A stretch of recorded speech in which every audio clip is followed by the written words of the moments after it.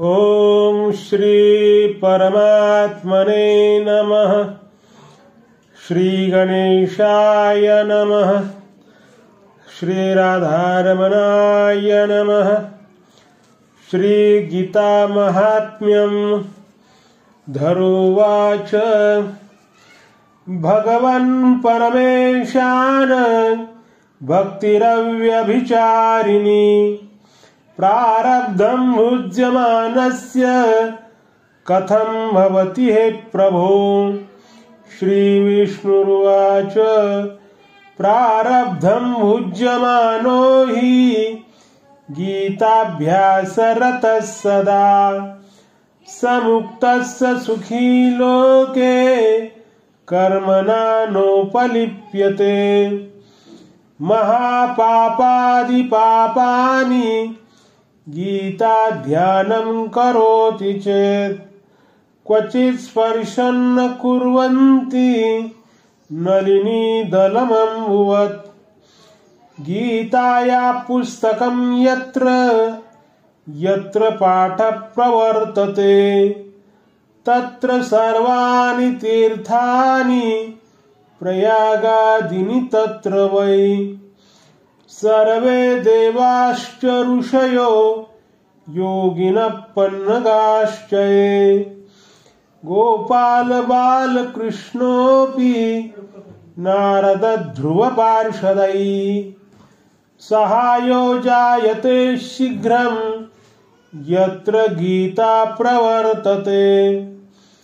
यत्र गीता विचारश्च पठनं पाठनं श्रुतं तत्राहं निश्चितं पृथ्वी निवसामि सदैव हि।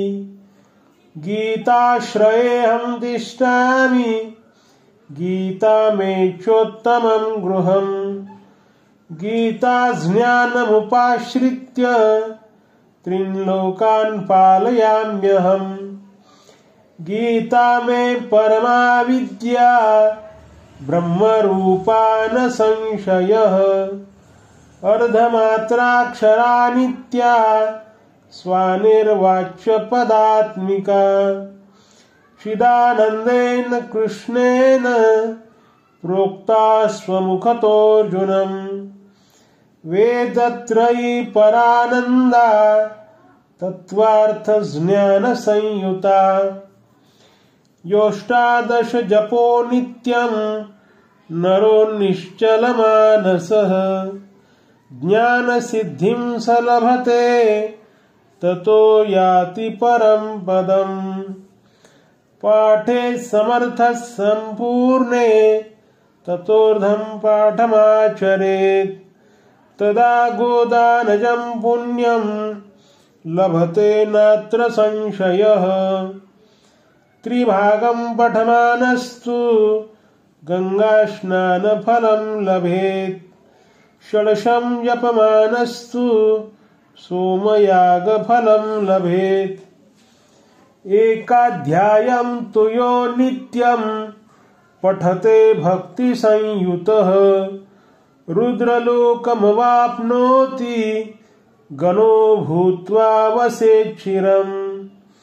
अध्याये श्लोकपादं वा नित्यं यः पठते नरः स याति नरतां यावन् मन्वन्तरवसुन्धरे।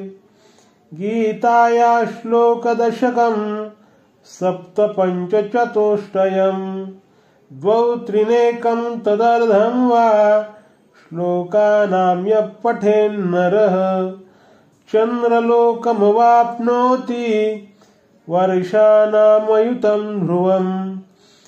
गीतापाठसमायुक्तो मृतो मानुषतां व्रजेत्। गीताभ्यासं पुनः कृत्वा लभते मुक्तिमुत्तमाम्। गीतेत्युच्चारसंयुक्तो म्रियमाणो गतिं लभेत्। गीतार्थश्रवणासक्तो महापापयुतोऽपि वा वैकुण्ठं समवाप्नोति विष्णुना सह मोदते।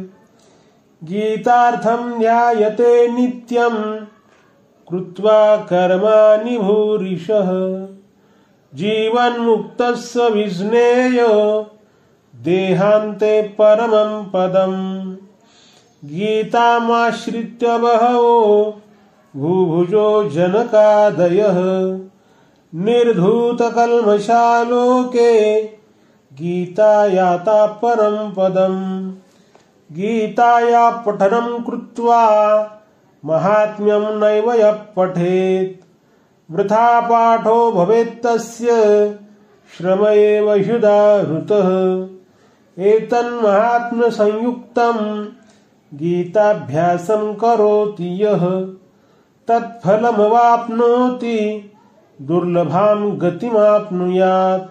सूत उवाच महात्म्यमेतद्गीताया मया प्रोक्तं सनातनं गीतान्ते च पठेद्यस्तु यदुक्तं तत्फलं लभेत् इति श्रीवराहपुराणे श्रीमद्गीतामाहात्म्यं सम्पूर्णम्।